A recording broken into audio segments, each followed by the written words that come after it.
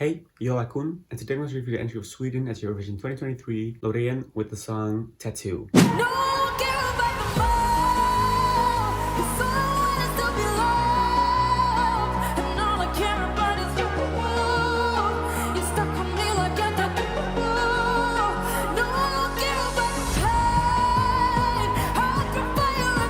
Sweden picked her Eurovision entry with the national final Melodifestivalen again, like they do basically every year. Loreen, who won Eurovision 2012 with the hit song Euphoria, returned to the national final again. In 2017, she also tried to represent Sweden again with the song Statements, but didn't make it to the grand final of the national final after staying behind in Andra Chansen, the second chance round. This year, she returned to Melodifestivalen with the song Tattoo and won. During the first semi-final of Melodifestivalen, Loreen's performance was invaded by a protester, but Loreen didn't really seem to mind. We have to talk about this small moment that happened. My little beautiful activist that came up on stage.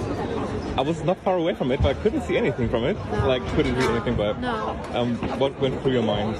Oh, I didn't understand that it was. I thought it was a technical issue that happened. And I saw the guy, but I thought he was dancing. To be honest, I'm like, okay, he's having fun. Have a good I'm time. having fun. He's having fun. Don't forget to vote for me. Exactly. Vote for me, please. No. But so it was not a big deal. I didn't feel any hostile energy whatsoever. No way. But so yeah. And then again, I understand that activists, many of them do a great job in fighting for human rights and the climate and everything. These are really important questions, so I do understand. So I didn't mind. It felt like I reconnected with all y'all guys afterwards. I'm like, yep, let's do it again. Someone else who tried to return to the Eurovision stage this year was Lulu, one of the members of the Mamas, who were the backing vocalists for John Lundvik in 2019 and won Melodifestivalen themselves in 2020, but didn't get to go to Eurovision since the 2020 edition was cancelled due to the COVID-19 pandemic. They tried to represent Sweden again in the following year by participating in Melodifestivalen again, since they weren't internally reselected, but they didn't win. This year, Lulu tries to go again, as a solo artist this time, with the song Inge Sorger, but she failed to qualify, making her the fifth, or should I say fourth and 1/3 Eurovision 2020 artist to try to go to Eurovision again after not having been on the Eurovision stage yet, but failing to do so.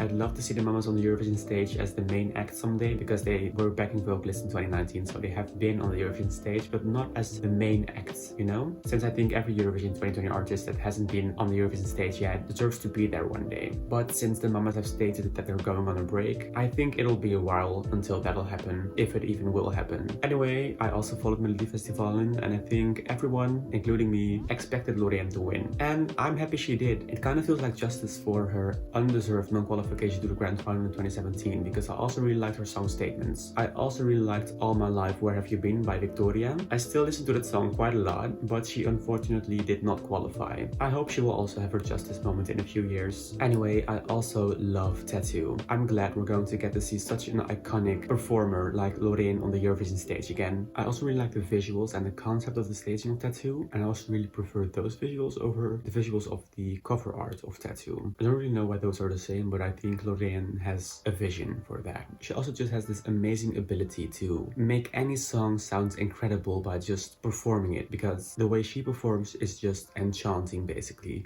Look, I think it's no secret that Loreen is basically already seen as the winner of Eurovision 2023. At this moment, Tattoo is the second most streamed Eurovision song of this year, just behind Italy's entry Due Vite, since Tattoo has surpassed Norway's entry Queen of Kings, which I also feel like has something to do with the fact that Tattoo has gone viral on TikTok. I've seen lots of people saying that people only like Tattoo because Loreen sings it, or it'll only win because Loreen sings it. Well, duh, that's the case for so many Eurovision winners. Most Eurovision winners, I think, especially in recent years. Most of them wouldn't have won if someone else performed them, since the artist, the performer, makes the song their own, like it's authentic to them, which translates to the voters, because it feels authentic. Also, people saying that she'll only win because of the staging have not seen her perform without a prop, because even with a casual outfit and just a microphone in her hand, she manages to enchant a whole audience with just her voice. And way she brings the song to a whole new level with the way she just performs it. She just sings it, you know? I do wonder what the performance will look like, since there was some discussion about the prop maybe being too heavy for the roof of the Eurovision arena this year,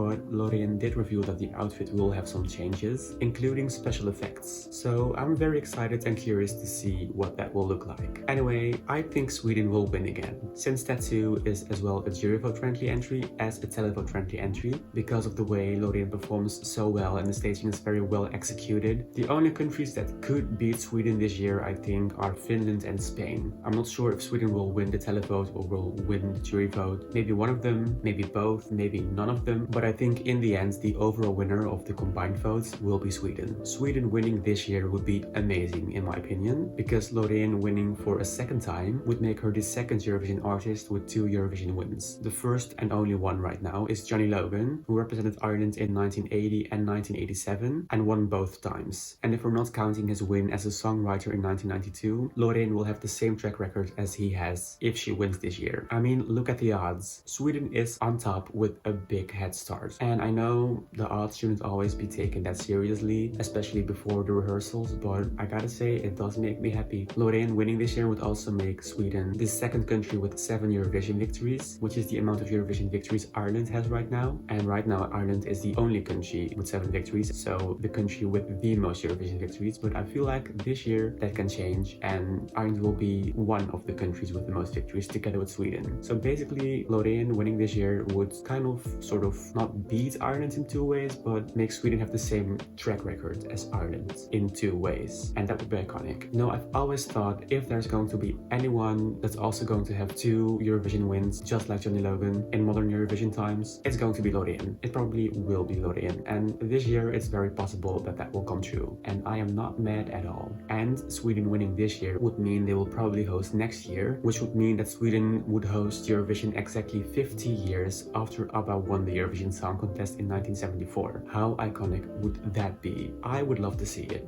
So to conclude, I really like Sweden's entry this year. I love that Loreen is returning to the Eurovision Song Contest, since she is such an iconic Eurovision winner, and the very likely possibility that she'll probably win again makes me very happy, to be honest. I do think she'll win again. I think the only 2 countries that could possibly beat her are Finland and Spain, but still I feel like Sweden is pretty much ahead of them. I'd love to see Loreen become the second Eurovision artist with 2 Eurovision wins on her name, which again I think is very likely, and I also love the fact that we're possibly getting a Eurovision Song Contest hosted exactly 50 years after ABBA won the Eurovision Song Contest in Sweden.